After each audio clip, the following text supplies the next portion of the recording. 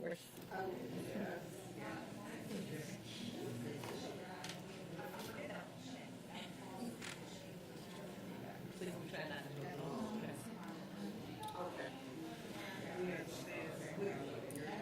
We have had a lot of luck with our public participation. Talking about that this morning.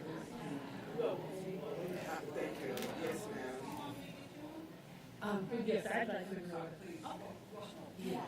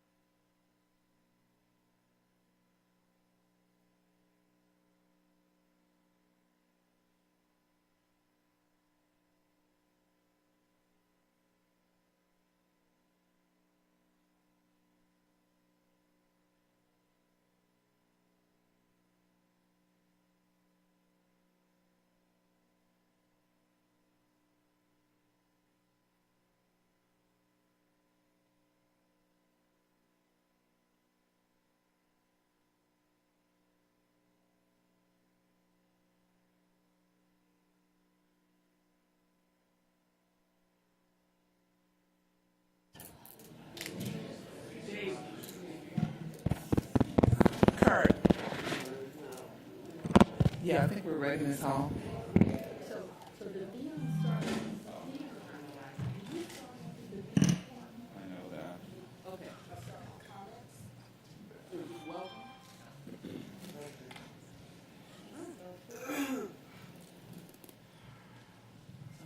Oh, okay, so.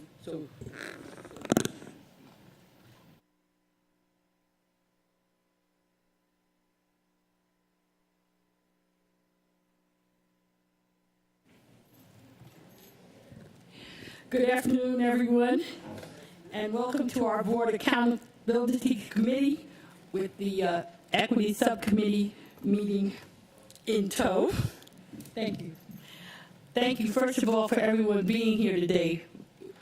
I really appreciate this very, very dear subject to my heart, and I appreciate everyone being in attendance today. We're going to start with the approval of the agenda.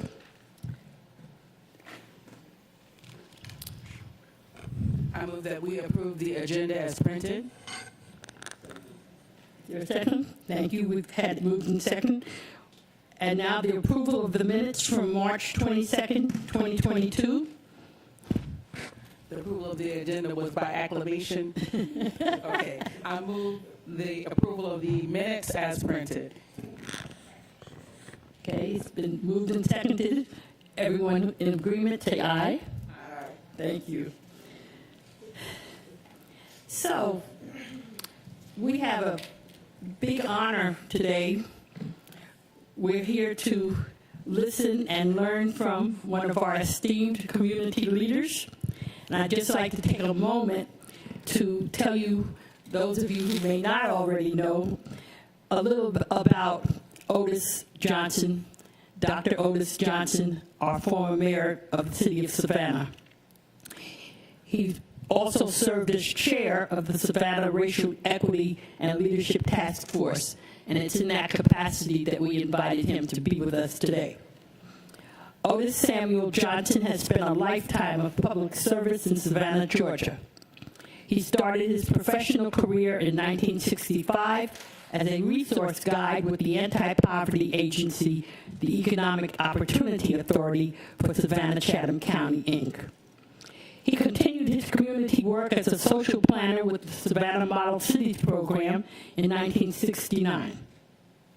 Mayor Johnson was hired by Savannah State University in 1971 to organize the undergraduate program in social work.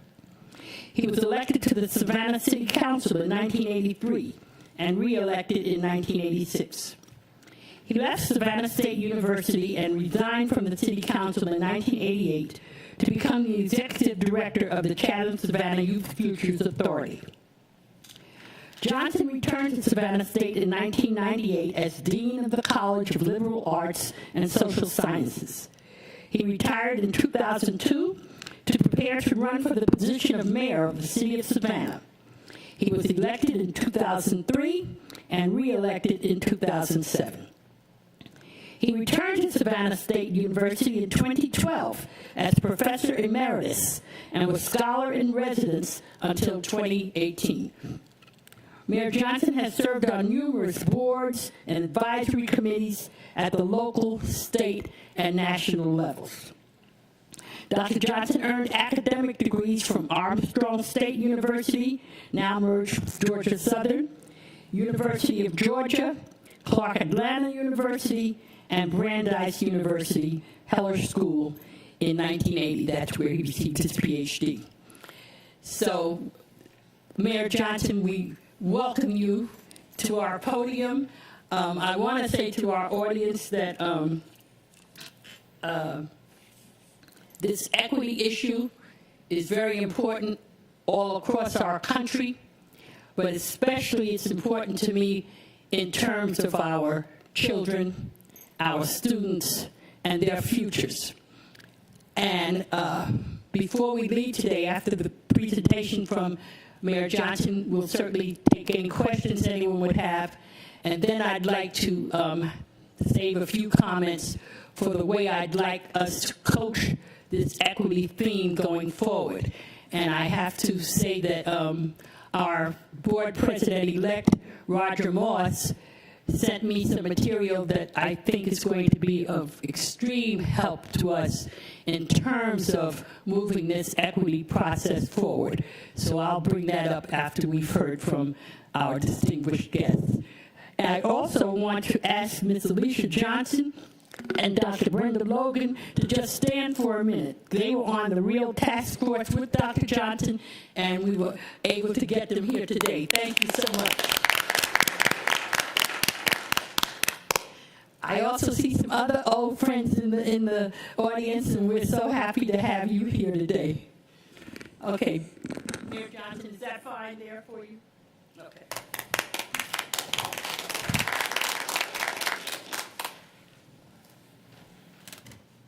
Good afternoon. Good afternoon. It is a pleasure for me to be here today, as well as a challenge, because this is one of the most important topics that we can be discussing not only in our community, but in our state and nation. I want to thank Mrs. Hall for extending the invitation to us to come before you today. I want to thank the committee members for your service on the board and your subcommittee service on this particular topic. I want to acknowledge the contributions of Superintendent Superintendent Levette for her service on the real task force, as well as following through on the second phase of our work. The first phase of our work was doing the study and looking at our community through a racial equity lens, and I'll have a little bit more to say about that in a moment. I also want to thank Dr. May for doing the logistics work of getting us here and getting this document. And I know this document may seem overwhelming, but I'm not going through all of these slides.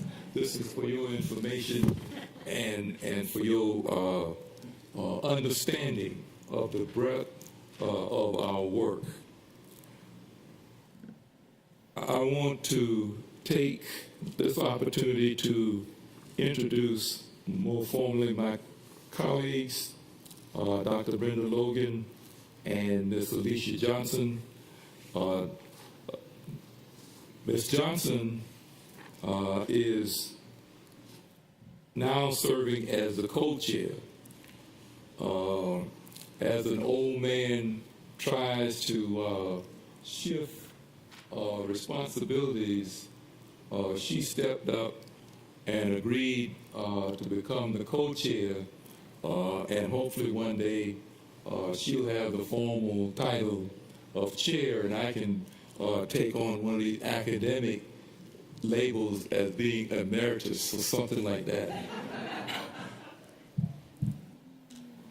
Miss Alicia Johnson is a native Savannah.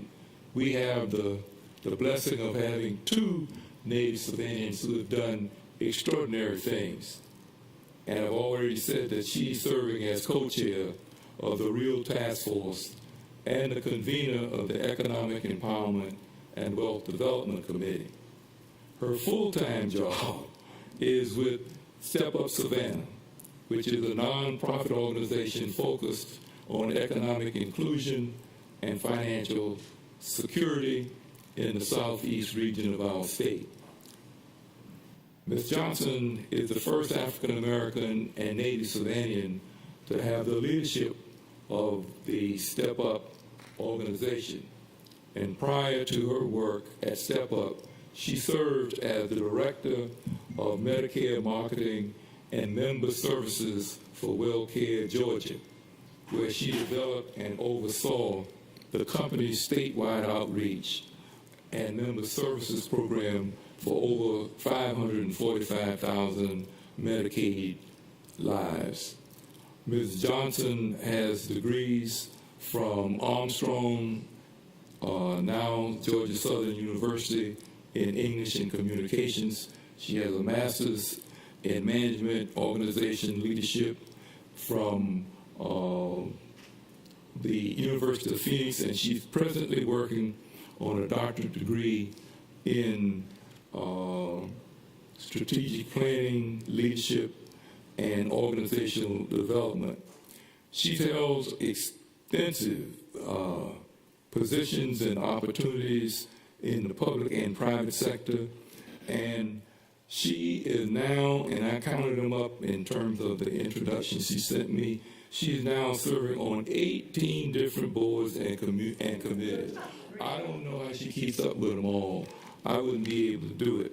She is the proud wife of a SCAD professor, H. Parnell Johnson, and she put this in, the doting mother of one daughter, Alexis Simone Dudley, one son, Caleb Parnell, one grandson, and one grandson, Devin O'Reilly Dudley Jr.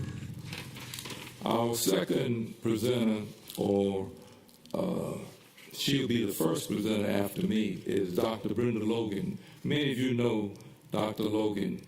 She is the convener of the Education Committee of the Mayor's Real Task Force.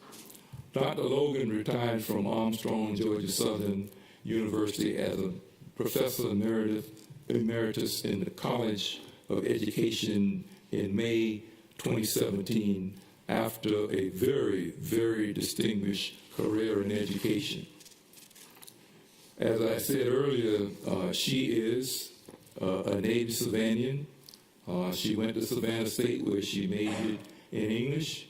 She went to the University of Northern Colorado where she earned a master's degree, and she has a doctorate in education which she earned in 1983 in curriculum leadership from Vanderbilt University.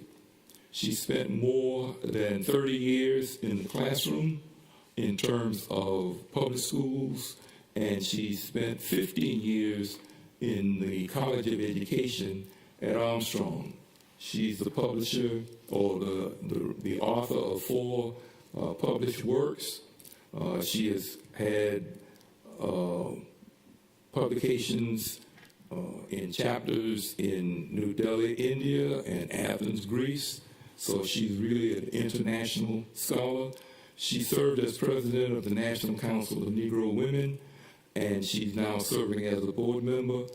And on February 11, 2011, she was awarded or honored by the Georgia Council of Teachers of English with a Lifetime Achievement Award. So we have some very important people here to support us. Members of the Education Committee, will you please stand? I'm going to introduce you all, but will you stand? These are persons who are serving on the Education Committee. Now to get down to what y'all asked me to do. I want to say that this topic, Seeing Savannah Through a Racial Equity Lens, is based on a concept of looking at racial equity through a racial equity lens. This concept allows us to analyze racial disparities in our community by looking at the critical factors of employment, health, housing, criminal justice, environmental justice, and other issues that impact the everyday citizens of our community. And so this is a conceptual framework that we're working with. I'm sure you've seen different variations of this little diagram because we're talking about equity and not equality. Equality means that everybody starts off with the same thing at the same scratch level, and we know that in this society, none of us starts off on an equal playing field. Some of us are more privileged than others, some of us are more challenged, but we don't come to the start of our lives on an equal basis. And therefore, this concept of equity is extremely important. It looks at giving individuals and communities what they need to reach their full potential. And this means that some people need more than others because some people come to the scratch line on an equal basis and in many instances on a privileged basis. And then others need extra help. And that's where you see the double platform where the little fella is still trying to see over that wall. And so we come to our work looking to increase the equity in our community and in the education of our children. We were created by Mayor Van R. Johnson II in 2020 after the George Floyd murder and a demonstration that we had in this community where we said demonstrating will not move the needle.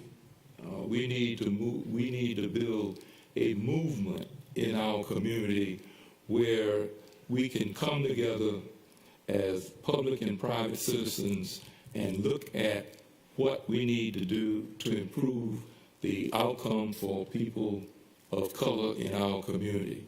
So the mayor created the Racial Equity and Leadership Task Force on July the 23rd, 2020.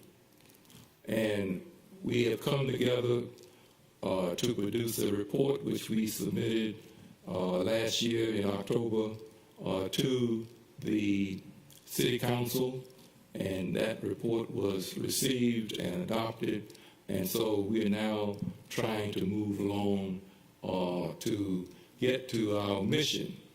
Our mission is that we will advocate for racial equity in Savannah and that we will identify the systemic and structural barriers caused by racism that make it difficult for people of color to achieve their maximum potential. That is what we are about. It's not very different from what your vision and mission statement says about making sure that everybody succeeds in life. We structured ourselves by looking at how communities are structured and the institutional structure in those communities. All communities have some type of criminal justice system. All communities have some kind of economic and wealth building institution. All communities have some way of educating the future generations and keeping those who have achieved a certain level of education up to date. We have environmental challenges, so we talk about environmental justice. We all are concerned with health, especially right now. We're getting, well, y'all know how we're getting hit first with COVID, now with monkeypox, now with polio coming back. So health is a major concern in every community. And then we have housing issues, and the housing issues have been really, really in our consciousness for a long time now because of the challenges in our community. So let me just quickly run through this, and you have it in your packet. But education you will hear a little bit more about, but it is a challenge, especially after the pandemic, because I think most of you will agree that we have lost some time in the educational system because children were not able to be in school where maximum learning could take place. And we will talk about our concern around third grade reading, preschool preparation, and continuing education, as well as the discipline challenges that we continue to have in our schools. Juvenile justice is a concern of ours. Criminal justice is definitely a concern of ours. Economic empowerment and wealth development is a challenge because we know that when you are poor, you are disadvantaged in so many different ways, and you'll hear from Ms. Johnson about that. We have health challenges. I already talked about the housing challenges, environmental challenges, and for those of you who may not have access to this document yet, you can go to www.savannahga.gov/real to get the full report. It's about 100 pages long, and it summarizes a year's work of the committee. I'll now turn this over to Dr. Logan, who will tell you how we've been working with your superintendent on moving the recommendation of the Mayor's Task Force forward in terms of what we found as disparities in education. Dr. Logan.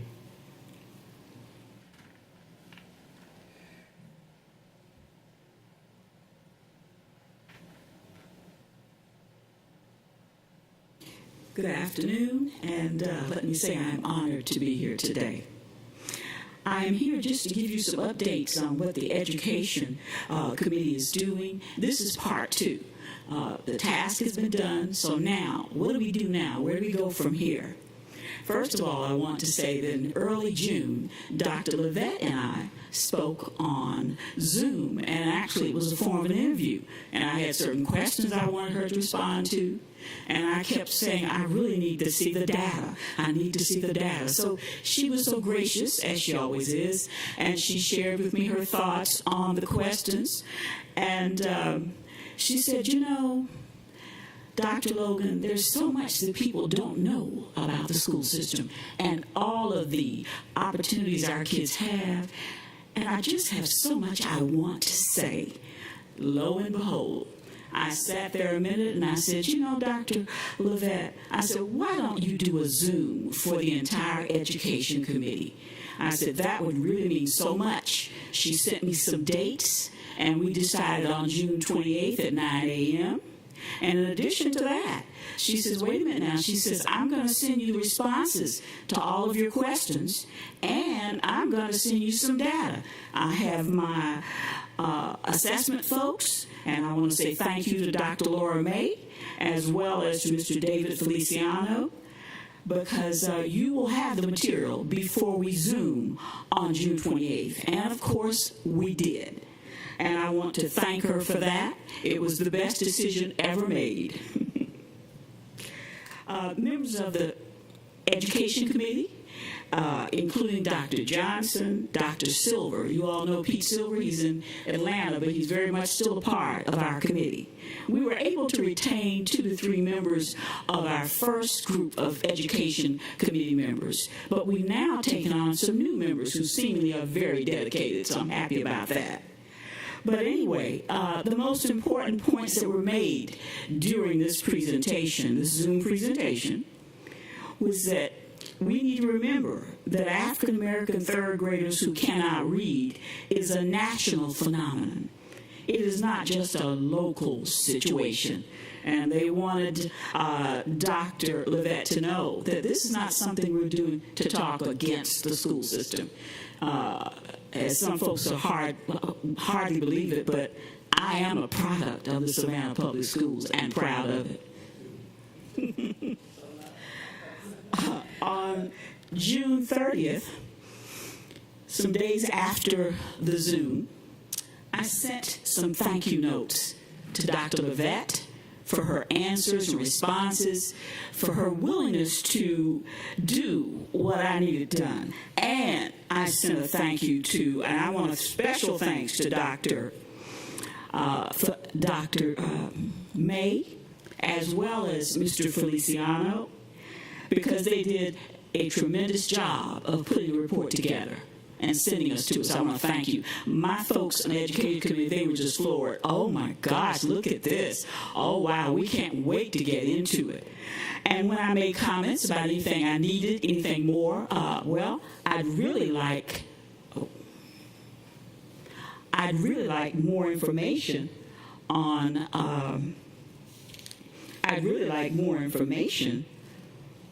on discipline, for example.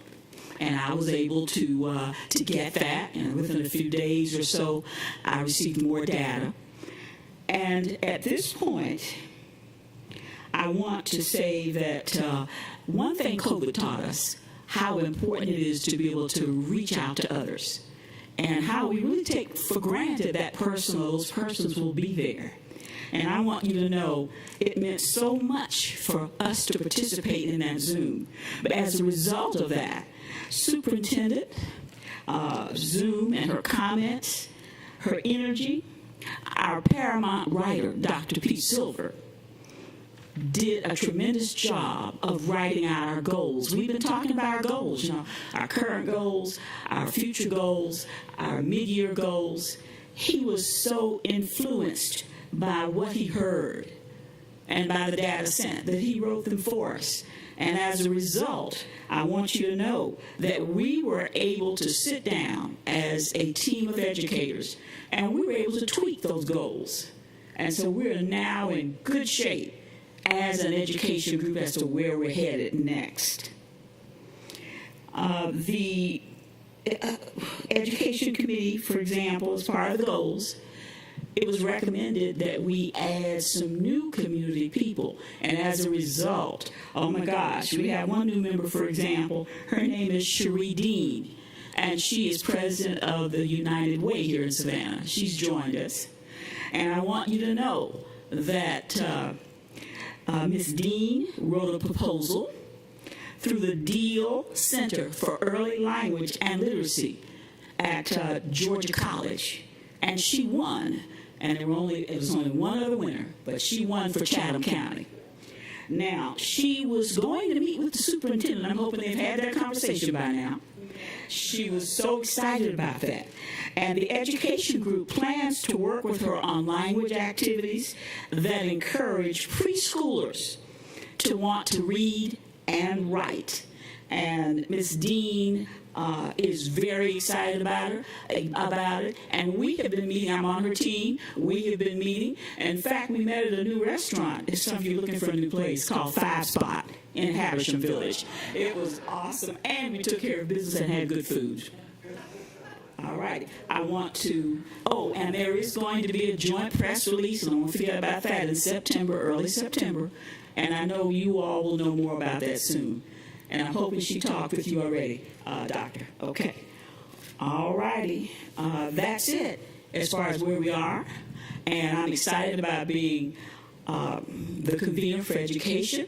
Of course, I've got a tough boss here. Don't let anybody fool you. But I love it. Thank you.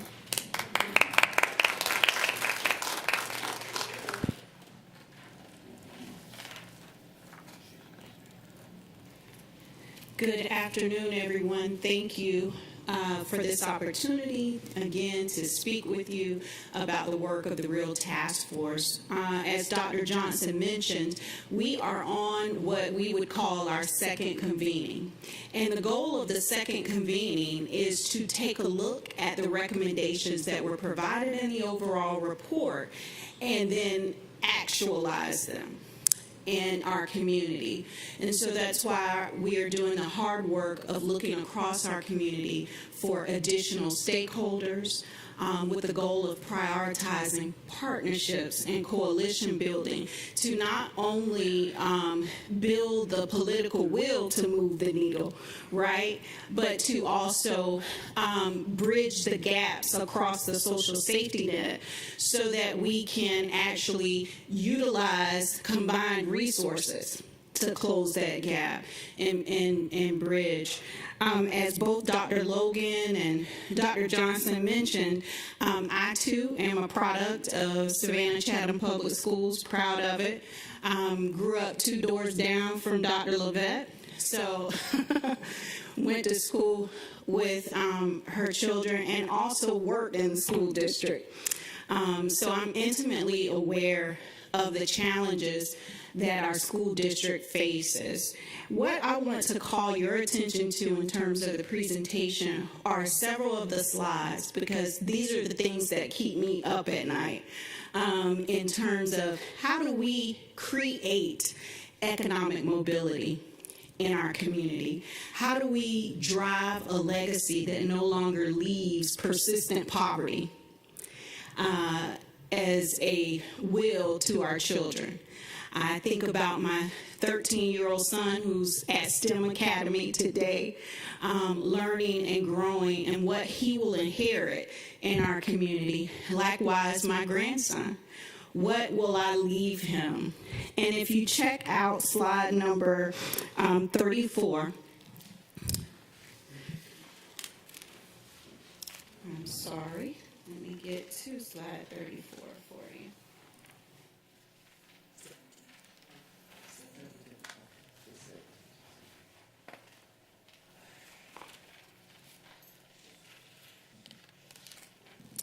You'll see an economic mobility tracker that looks across opportunity zones in our community. Some of these neighborhoods you're most familiar with. But children currently, today, growing up in those zones, those opportunity zones, are predicted and forecasted to only make less than $25,000 by the time they're 35. And that's a problem we can fix today. With simple community investments and long-term community investments. When we think about asset poverty in our community, 36% of the Savannah is asset poor. But when we look at households of color, that number jumps up to about 44%. That means they have a net worth of 0, no 401k, they don't own property, they have nothing to transition for cash. And when we think about that, some of us, not everyone in this room, because I know you all are intimate with the issues, but some of us think, well, people just don't want to go to work. Well, we don't even have a bus system in our community that can take them to where the jobs are. We don't have countywide transportation or adequate bus routes. We don't have quality rated daycare or access to quality rated daycare. We talk to mothers every day who want to go to work and who desire to be in programming, but have to turn down job offers that we've gotten them after being in our workforce development program because they have no transportation to the job or no child care.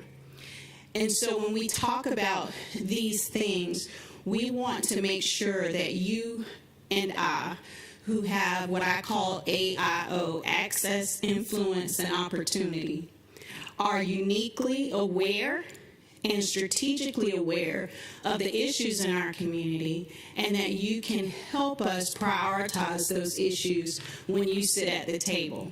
That mom of 3 or 4 kids won't be at the table. She won't be at the board meeting. She won't be at the city council meeting or at the United Way meeting or any of the meetings where programming and those kinds of things are occurring. But you and I will. And so what we want you to do is become intimately aware with the report and take her to the table with you to make decisions that help move the needle for our children. I also believe that the more you are aware of what the disparities are in our community along those lines of those 6 quality indicators, you'll understand better what's needed to help build bridges for strong educational outcomes, and to make sure that the district is creating opportunities for prioritizing partnerships and those across the social safety net as well as in our business sector. So again, thank you for taking this opportunity for the Real Task Force to be with you today. I call your attention to those slides at the end of the deck there that speak to those economic factors. But also, please, if you haven't already, read the entire report and understand it. And if you guys have questions, concerns, comments, or need any more information, please reach out to us so that we can get that to you. Thank you again. I want to be conscious of time.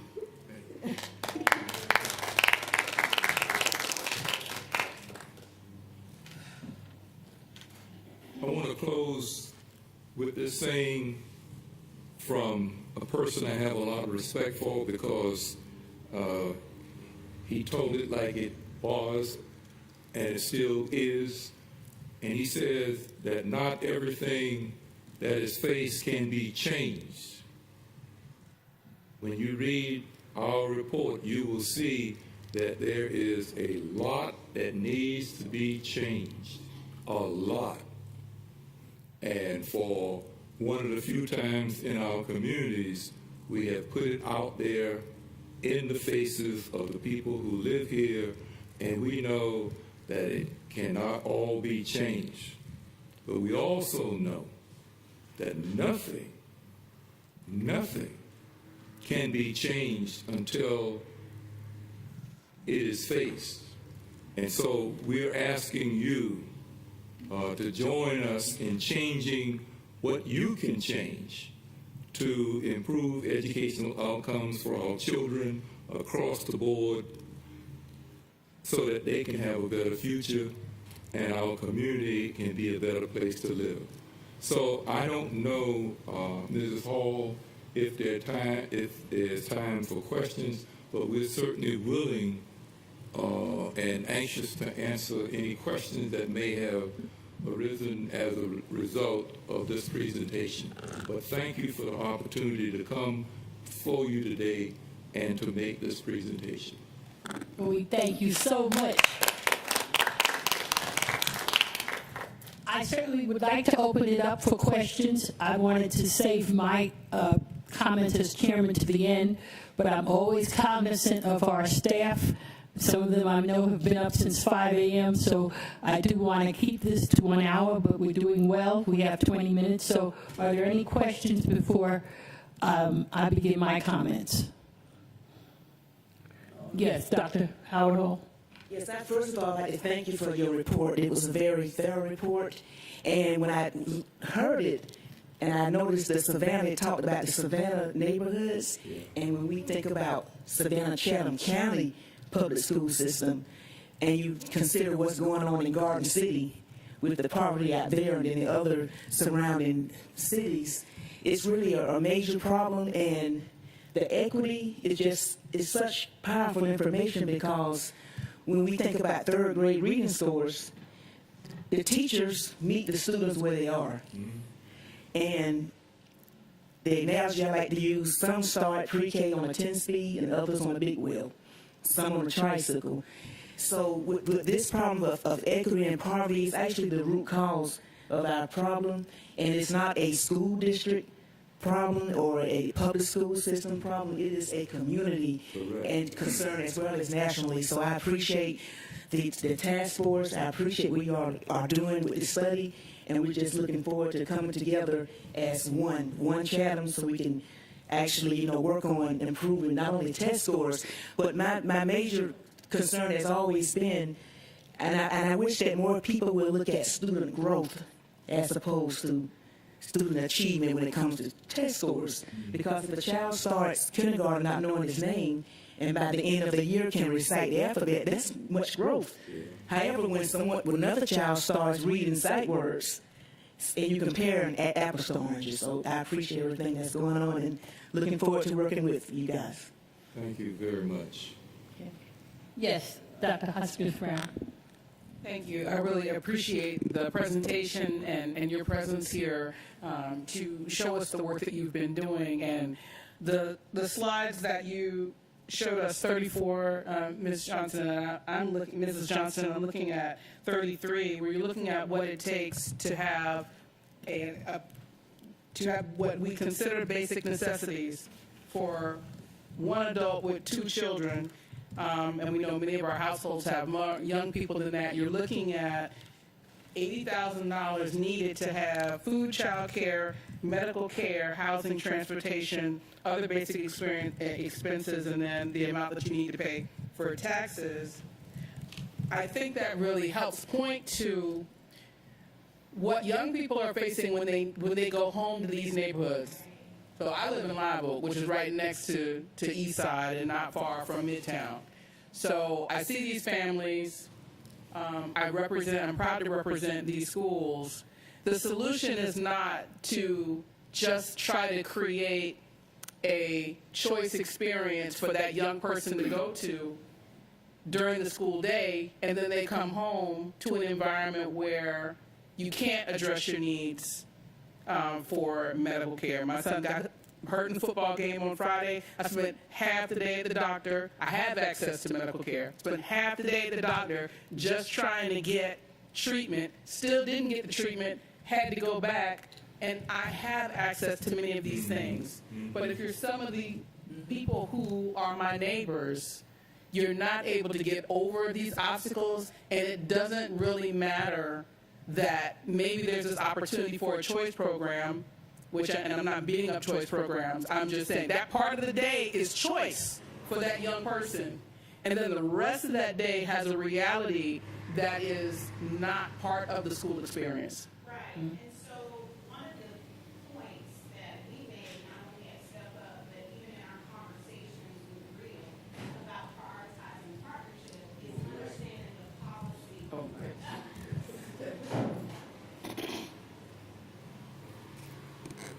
It's about understanding the policies that affect our community directly and underpin or hinder economic mobility. For example, countywide transit. That's an issue I know that you are intimately aware of. But unless the school board takes up the issue along with Step Up and the council, we're not going to move the political will. Some of these are policy issues where we have got to make a stand in our community along the line. A budget, as I share with people all the time at the statewide level in coalitions, is that a budget is a moral document. It says what's important, what we're investing in. So you're right, that child is not going to have access to many of the things that we take for granted because of really policy issues. We know, for example, that having the accessible transportation, having the, people think that, for example, daycare, that we get federal subsidies for daycare. There are so many requirements on the federal subsidies for daycare that our community barely has access to it. And it requires quality rated daycare. Well, we don't have a strong quality rated daycare network here in our community, so even if they got the daycare subsidy, they have nowhere to use it. So those are issues, again, when you're, as a collective body, that the school board can take up with legislators and policymakers for a larger legislative agenda.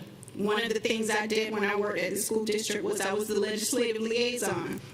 So having those kinds of strategic conversations help your children and those families you represent at the local level.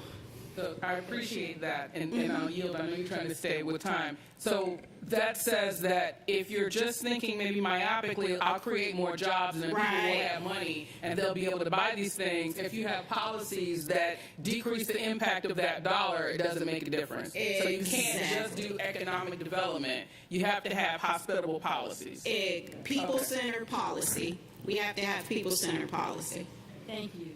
Thank you so much. Okay. Yes, Ms. Hines. Well, I'd just like to say thank you, Dr. Johnson and team, for this wonderful report, and I'm going to spend more time with it. But this has been something throughout my career with students not being able to read properly. So if we can do something to help them while they are very young, while their minds are very open like little sponges, they can acquire this needed information that they will need for life. You can do anything almost if you know how to read and comprehend what you've read. So this is a strong thing that's been on my mind for many years, getting children up to par where they can properly read and understand what they read. So thank you so very much. And I want to point out to your point, we need early learning centers. That's a community investment, a long-term community investment. I'm on the governance board for the Eastside United, where we're putting one in. But that takes tax dollars. And we are being able to vote on a T-SPLOS.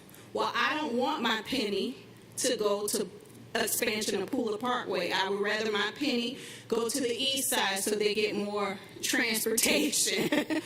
And those are the kinds of conversations that we need to have. And those community investments for early learning centers are what's going to be the answer. If we don't make those stands when we're making community investments, we can't, we're just not going to have that. Because when a mother is living in the tyranny of the moment, trying to decide between lights and food, it's hard to read a bedtime story. And that's our reality. Thank you. Ms. Grubowski. I'll make it quick. I know you're watching the clock. But this is a subject that has been part of our community conversation for decades. That being said, I'm glad it is continuing. I'm very excited to see the partnership with the Real Task Force. You're taking the second steps and taking action on what was in the recommendations from the first report, because too many times we have a report, we put it on the shelf, say good job, and keep going on with our days. So thank you to each of you for the time and the energy you have put into this. I had the opportunity one time to hear a keynote speaker, Cheryl Woo-Dunn, speak, who is the author of Half the Sky. Her book was about women's equality and why women's equality is so critical for the health and wealth of a nation. And I think of the analogy with the challenges of racial equity. This is not a black problem, this is not a white problem, this is a community problem. Just because we don't fit into, we may think that this is somebody else's problem to solve. It is not. As long as we don't have equity across our community, for every child, for every family, for every individual, and we have to all be a part of that collective conversation and not leave it to someone else. And so I hope we can use this opportunity to share our collective voices, to work with our corporate partners to increase wages so that, as Dr. Hoskins-Brown mentioned, we can have families that can start to reach that economic opportunity that so many of us already have. I just hope we will all be part of this together, and that it's an opportunity for us to come together and to remove the divisiveness that unfortunately has saddled this conversation for way too long. So thank you. Thank you. Let's give our guests a hand. I get 30 seconds, okay? It's just something I thought about. It needs to be mentioned even when you all are doing your study. When I was the Title I program manager of private schools, I was surprised to find out that there's over 30 private schools in Chatham County. So when we look at the 36,000 students that we serve, that poverty number is high because of the number of private schools that we have. And I'm not talking about charter. And I'm not talking about race or anything, but just income. And that's a lot of private schools. Chatham County has more private schools than any county in Georgia. Just thought I'd mention that. Wow. Okay, we have 8 minutes. Ms. Hines, I'd like, and of course, before we end, we'll be hearing from our superintendent. But Ms. Hines, could you move down next to Tanya Howard Hall? We're going to have a exercise for just a minute. Yes, and I'd like everyone in the audience to find a partner. Find somebody next to you, but I need you in pairs. Please. We're going to do this very quickly. And what this is going to do, what this exercise is going to do, is something that I hope we'll be able to use going forward as a lens for how we look at equity. So does everybody have a partner? And you're going to need a pen and paper. Okay. I'd like you to look at your partner and list as many things as possible that you see wrong with them. List as many things quickly in 1 minute that you see wrong with them.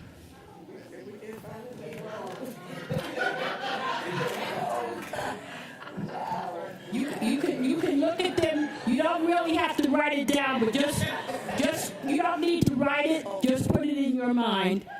As many things as you can that are wrong with the person you're looking at.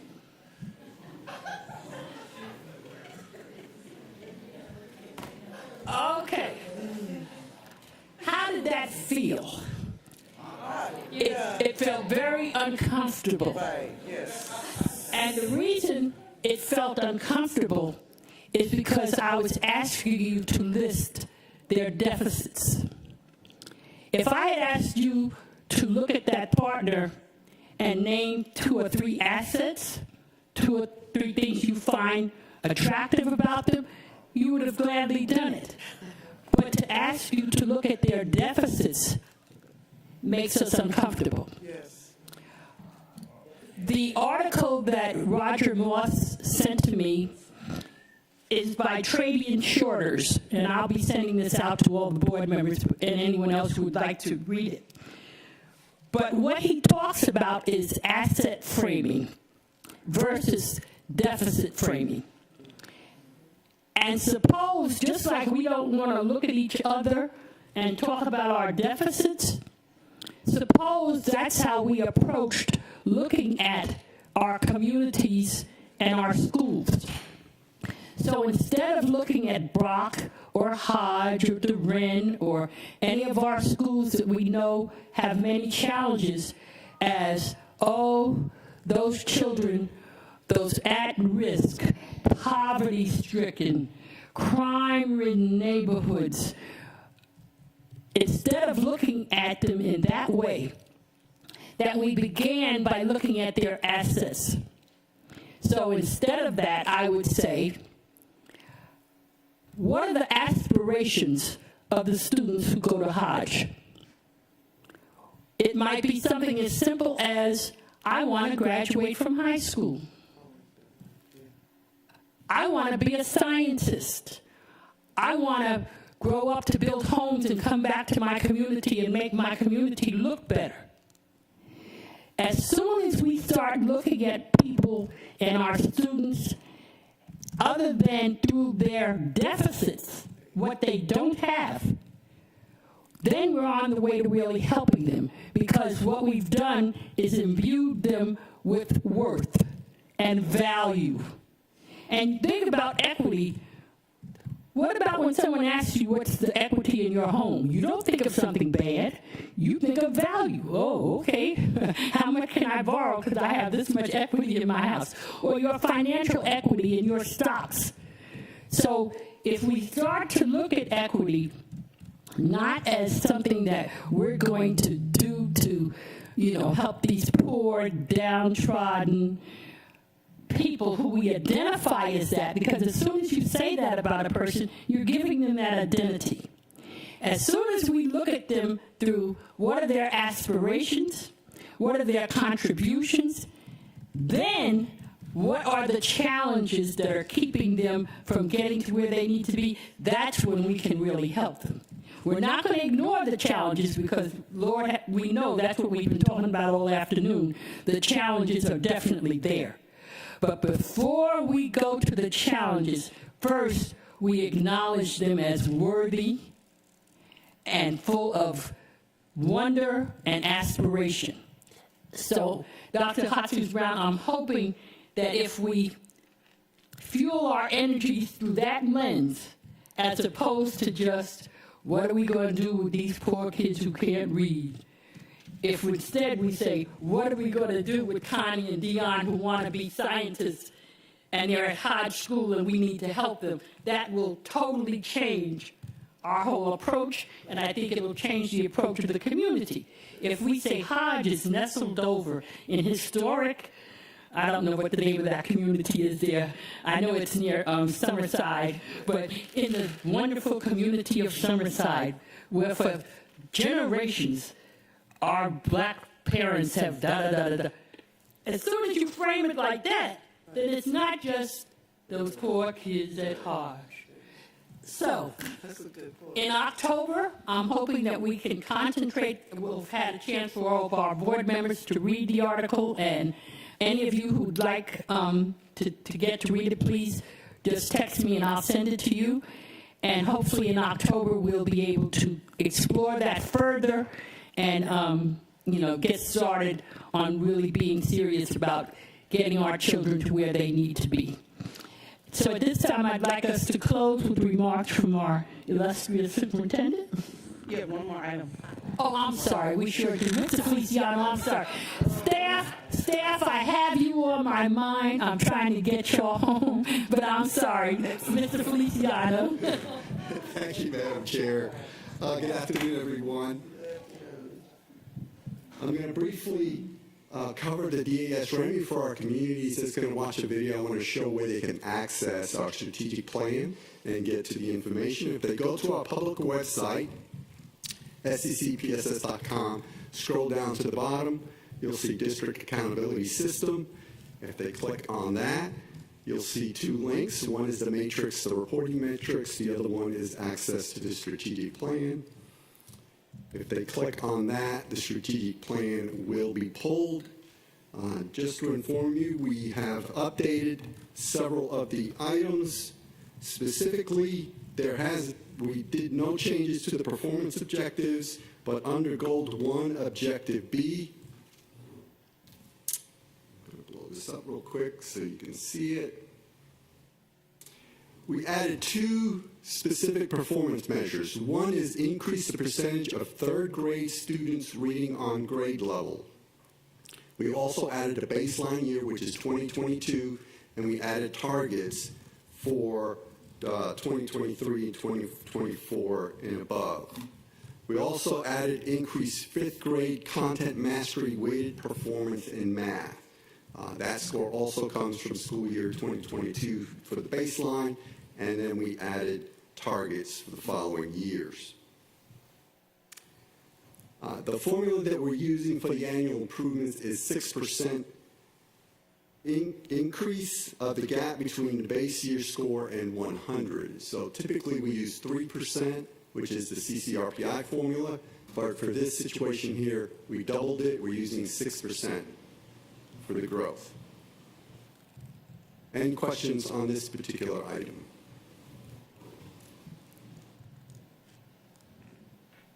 The next performance measure we added is on goal 4, objective B.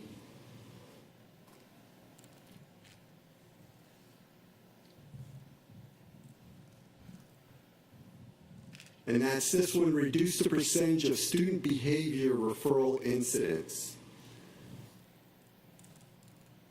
That would be the weighted suspension rate. So that target has been set based on school year 2022. And then we've added the targets for the future years for that.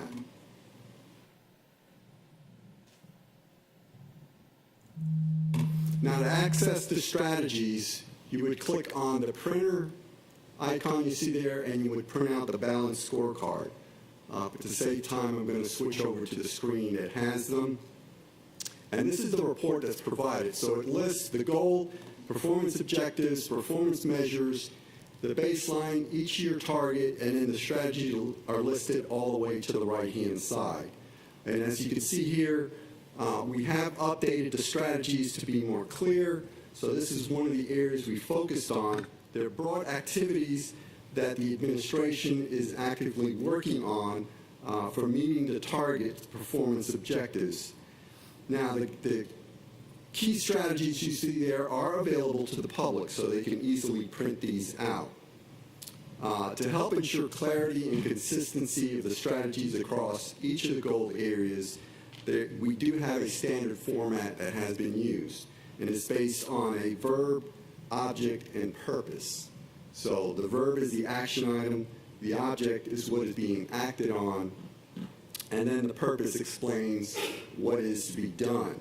So for example, if you look at this strategy here, number 1, the verb is to create, the object is the comprehensive wellness plan, and the purpose is to support students, staff, and families in the areas of social and emotional well-being and life skills development. So these are the type of structure we want to put in place so there is consistency across the goals and the objectives in place and the strategies that are being used to address those measures in place. Now we will continue to work on the strategies and update the scores as we receive them. Just this morning in the audit committee, when they were talking about the management action plan, there were KPIs that were mentioned in that plan. They also mentioned that some of those KPIs will wind up in our strategic plan for monitoring improvements across the board. That concludes the presentation. Did I make it? Thank you so much. And Dr. Levette did advise me that the end of the workday is 5 o'clock. I thought it was 4:30. But no, we're still going to try to stay timely. But before I turn it over to Dr. Levette, I just want to say again to Mayor Johnson and your esteemed colleagues, thank you so much for spending your time with us. We're going to take this very, very seriously. So on the advice of Ms. Grabowski, she suggested that you would be a good starting point for us, and indeed you have been. So we all, I think, up here understand that it's the policies that make the difference, that we can just talk and philosophize as much as we want, but until we have those action items where we're raising our hands and making things happen, that's all it is philosophy. So thank you so much. And Dr. Levette, I'm going to turn it over to you now. Thank you so much, Mrs. Hall. Just want to offer a special thank you to the committee who brought the report to you today. Of course, we've been living with it since we started the work, and just want to thank you for acknowledging the factors that contribute to some of the challenges we face in our community.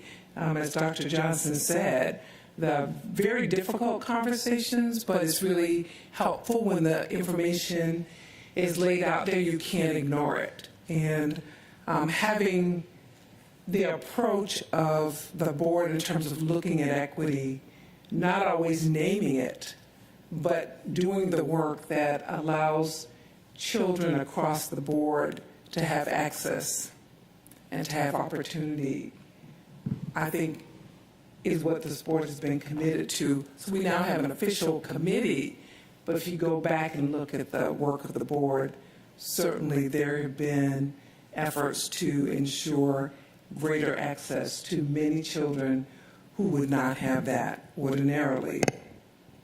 We do think language is everything.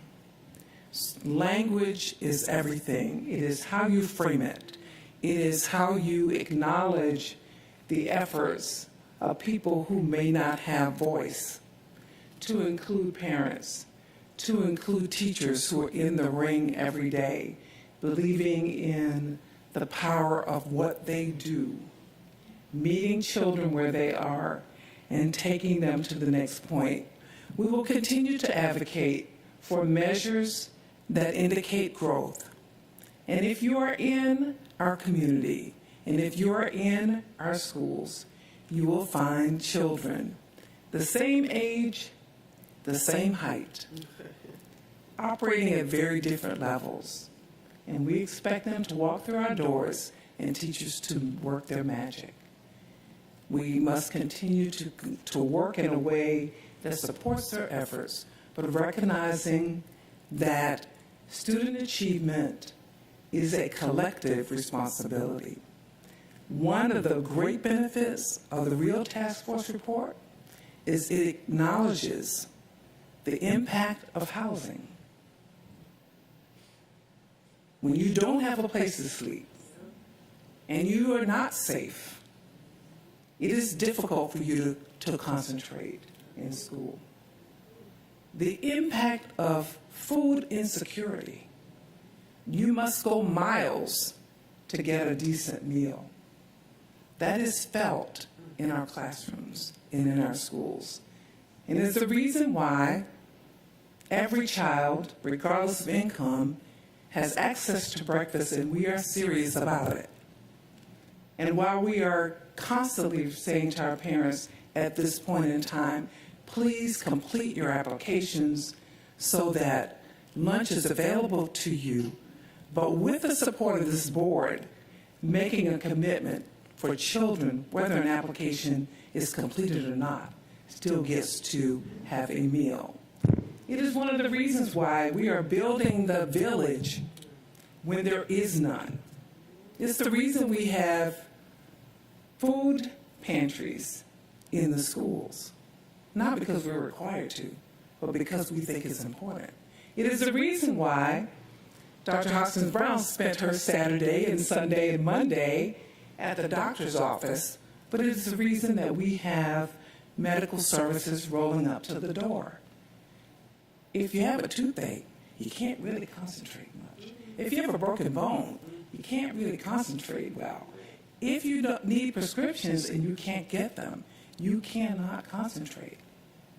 Where there is no village, we are building one. Those are efforts to increase access and to increase opportunity. So I appreciate the work of the Real Task Force and the report because it lays it out. The disparities are there, but it is our collective responsibility to deal with it, to acknowledge it. We will continue to focus on the recommendations of the Real Task Force. The staff is certainly committed to that, and we will continue to work in ways that do not penalize children for their unearned disadvantages. We are passionate about it because, like Ms. Johnson, like Dr. Johnson, like many of us in our, we were, Dr. Logan and all of us, we're products of the public school system. We're just a few examples of the excellence that comes out of it. And when we have the opportunity to sit with our children, we see their brilliance. They may not be making the score we want them to, but they are brilliant. Give them an opportunity to work around the system, and they'll show you just how brilliant they are. The report keeps it real. It keeps it 100, in the words of our children.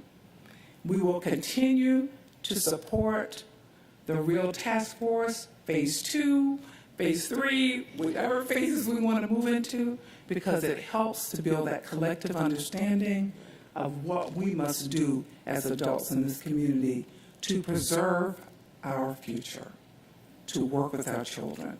So I thank my colleagues, both internally and also as a part of the Real Task Force. I think it's important for everyone to hear the report, to read the report, digest the report, but more importantly, make a commitment to making a difference.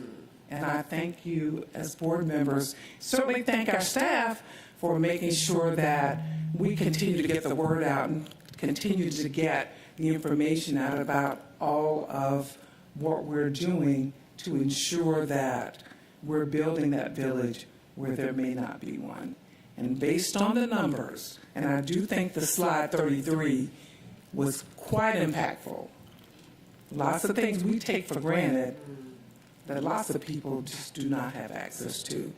It doesn't matter how wonderful, the central part of the tourism district is. There is another part of the city that we struggle every day. And I thank the teachers who are in the classroom, thank the school staff who never give up.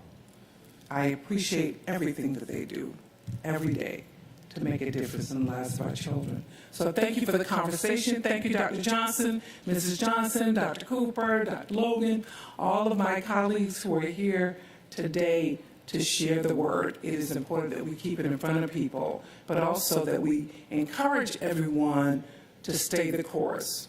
And remember, language is everything. Thank you. So our next meeting will be on October 25th here at 3:30. I certainly invite everyone to come back, and we're going to get this ball rolling. So without further ado, I want to say, blessed be the tie that binds, like we say at church, and everyone have a good evening. Thank you.